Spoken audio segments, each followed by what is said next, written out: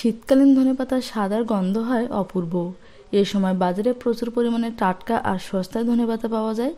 এই ধনেপাতা দিয়ে যে কোনো বড় মাছের ঝাল খেতে কিন্তু দারুণ লাগে। আজকে আমি ধনেপাতা দিয়ে মাছের ঝালের রেসিপিটি আপনাদের সাথে শেয়ার করব।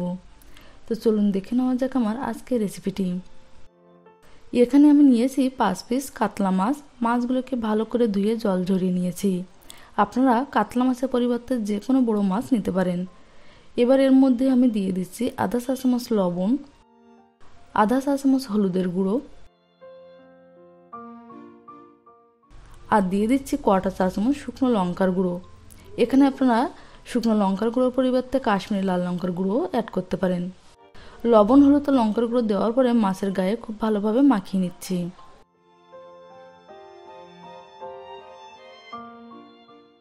তো দেখুন সবকিছু একসাথে খুব ভালোভাবে মাখিয়ে নিয়েছি। এবার এগুলোকে 10 মিনিট ম্যারিনেশনে রেখে দেব। ততক্ষণে একটা মশলা রেডি করে নিচ্ছি। এখানে মিক্সিং জারের মধ্যে দিয়ে দিচ্ছি 1 ইঞ্চের মতো আদা, 5 থেকে 6টা রসুনের কোয়া, 5 থেকে 6টা কাঁচা লঙ্কা। লঙ্কাটা এখানে আপনারা বুঝে অ্যাড করবেন। যদি খুব বেশি ঝাল পছন্দ না করেন সেক্ষেত্রে লঙ্কাটা এখানে কমিয়ে দিতে পারেন। এবার এর মধ্যে দিয়ে দিচ্ছি 1 মুঠ ধনেপাতা। ধনেপাতা দেওয়ার পরে সবকিছু একসাথে একটা মিহি পেস্ট বানিয়ে নিচ্ছি। তো দেখুন আমাদের মিহি পেস্ট একদমই রেডি হয়ে গেছে। এটাকে সাইডে রেখে দিচ্ছি।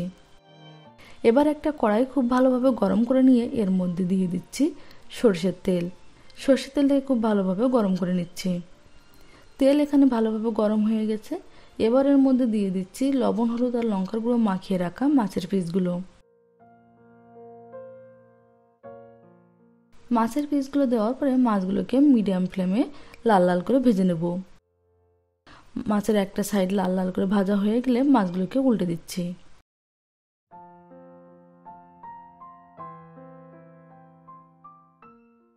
অপর সাইডটাও লাল লাল করে ভেজে নিচ্ছি। তো মাছের অপর সাইডটাও লাল লাল করে ভাজা হয়ে গেছে।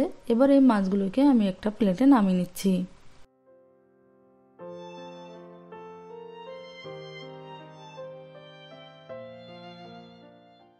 সব মাছ তুলে নিয়েছি আর এভাবে বাকি মাছগুলো ভেজে নেব। এখানে মাছগুলোকে মিডিয়াম ফ্লেমে লাল লাল করে ভেজে নিতে হবে। তবে মাছগুলো কিন্তু খুব বেশি পরিমাণে লাল লাল করে ভাজা যাবে না আর একেবারে হালকা করেও ভাজা যাবে না।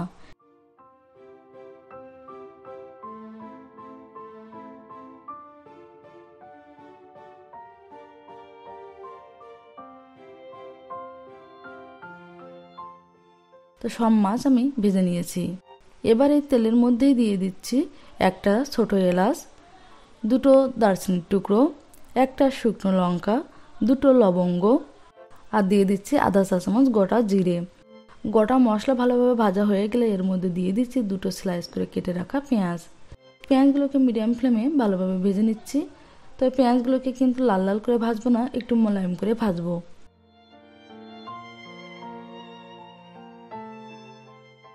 তো দেখুন পেঁয়াজগুলো কিন্তু মিডিয়াম ফ্লেমে আমি মোলায়েম করে ভেজে নিয়েছি। এখানে খুব বেশি পেঁয়াজ কিন্তু লাল লাল করে ভাজেনি। এবার এর মধ্যে দিয়ে দিচ্ছি বেটে রাখা আদা, রসুন, কাঁচা লঙ্কা আর ধনেপাতা। মিক্সিটা ধুয়ে আমি জলও অ্যাড করে দিচ্ছি। এবার এই সব কিছু একসাথে খুব ভালোভাবে মিশিয়ে নিচ্ছি। আর এভাবে মিশিয়ে নিয়ে মশলাটাকে খুব ভালোভাবে কষিয়ে নিচ্ছি যাতে আদা রসুনের কাঁচা গন্ধটা চলে যায়। এবার এর মধ্যে দিয়ে দিচ্ছি আধা চা চামচ জিরের গুঁড়ো, 1 চা চামচ ধনের গুঁড়ো, কোয়াটা চা চামচ হলুদের গুঁড়ো, কোয়াটা চা চামচ গোলমরিচের গুঁড়ো আর দিয়ে দিচ্ছি আধা চা চামচ লবণ। সব কিছু একসাথে খুব ভালোভাবে মিশিয়ে নিচ্ছি। আর এভাবে মিশিয়ে নিয়ে মশলাটাকে খুব ভালোভাবে কষিয়ে নিচ্ছি। তো দেখুন এখানে মশলা খুব ভালোভাবে কষানো হয়ে গেছে। মশলা থেকে কিন্তু তেল ছেড়ে দিয়েছে। এবার এর মধ্যে দিয়ে দিচ্ছি 1/4 কাপ টক দই। টক দই আমি খুব ভালোভাবে ফেটিয়ে নিয়েছি। টক দই দেওয়ার পরে সব কিছুর সাথে ভালোভাবে মিশিয়ে নিচ্ছি। আর এভাবে কিন্তু অনবরত নাড়তে থাকতে হবে, তা না হলে দই কেটে যেতে পারে। তো দই এখানে মশলার সাথে খুব ভালোভাবে মিশিয়ে নিয়েছি। এবার মশলাটাকে খুব ভালোভাবে কষিয়ে নিচ্ছি যতক্ষণ না মশলা থেকে তেল ছেড়ে দিচ্ছে। তো দেখুন মশলা খুব ভালোভাবে কষিয়ে নিয়েছি, মশলা থেকে তেলও ছেড়ে দিয়েছে। এবার এর মধ্যে দিয়ে দিচ্ছি গরম জল। গ্রেভি আপনারা যেমন রাখতে চান সেই অনুযায়ী জলটাই অ্যাড করে দেবেন। জল দেওয়ার পরে সব কিছু ভালোভাবে মিশিয়ে নিচ্ছি। সব কিছু ভালোভাবে মিশিয়ে নিয়েছি। এবার গ্রেভির মধ্যে ফুট আসতে দেব। তো দেখুন গ্রেভির মধ্যে ফুট চলে এসেছে। এবার এর মধ্যে দিয়ে দিচ্ছি ভেজে রাখা মাছের পিসগুলো। সব মাছের পিস দিয়ে দিয়েছি। এবার এগুলোকে ঢাকা দিয়ে হতে দেবো 5 মিনিটের মতো। 5 মিনিট পরে ঢাকনাটা খুলে দিচ্ছি। সব কিছু ভালোভাবে আরেকবার মিশিয়ে নিচ্ছি। আর এই সময় লবণটাকে চেক করে নেবেন ঠিক আছে কিনা। আমার এখানে সামান্য লবণ কম আছে, তাই স্বাদ অনুযায়ী লবণ অ্যাড করে দিচ্ছি। সাথে দিয়ে দিচ্ছি 1/4 চা চামচ চিনি, 1/4 চা চামচ গরম মশলার গুঁড়ো। সব কিছু একসাথে আবারও খুব ভালোভাবে মিশিয়ে নিচ্ছি। এখানে চিনিটা কিন্তু একদমই অপশনাল, তবে চিনি দিলে কিন্তু সব কিছু খুব ভালোভাবে ব্যালেন্স করে। আবার এটাকে ঢাকা দিয়ে 5 মিনিট হতে দেব। 5 মিনিট পরে ঢাকনাটা খুলে দিচ্ছি। সব কিছু আরেকবার খুব ভালোভাবে মিশিয়ে নিচ্ছি। আর দেখুন আমাদের মাছের ঝাল কিন্তু একদমই রেডি হয়ে গেছে। এবার এই মাছগুলোকে আমি খুব ভালোভাবে উল্টে দিচ্ছি। সব মাছ আমি উল্টে দিয়েছি। এবার গ্যাসের ফ্লেমটাকে বন্ধ করে দিয়ে স্ট্যান্ডিং টাইমে রেখে দেবো 5 মিনিটের মতো। 5 মিনিট পরে ঢাকনাটা খুলে দিচ্ছি। সব কিছু আরেকবার খুব ভালোভাবে মিশিয়ে নিচ্ছি। তো দেখুন আমাদের ধনেপাতা দিয়ে মাছের ঝাল কিন্তু একদমই রেডি হয়ে গেছে। আর গ্রেভিটা দেখুন একদম মাখো মাখো হয়েছে। এই মাছের ঝালের গ্রেভি কিন্তু গরম ভাতের সাথে খেতে দারুণ লাগে। এগুলোকে একটা সার্ভিং বলে নামিয়ে আপনাদের দেখিয়ে দিচ্ছি। তো দেখুন ধনেপাতা দিয়ে মাছের ঝাল দেখতে কিন্তু অপূর্ব হয়েছে। আপনার বাড়িতে এভাবে একবার ট্রাই করে দেখুন, আর কেমন হয়েছে কমেন্টস করে জানাতে কিন্তু ভুলবেন না।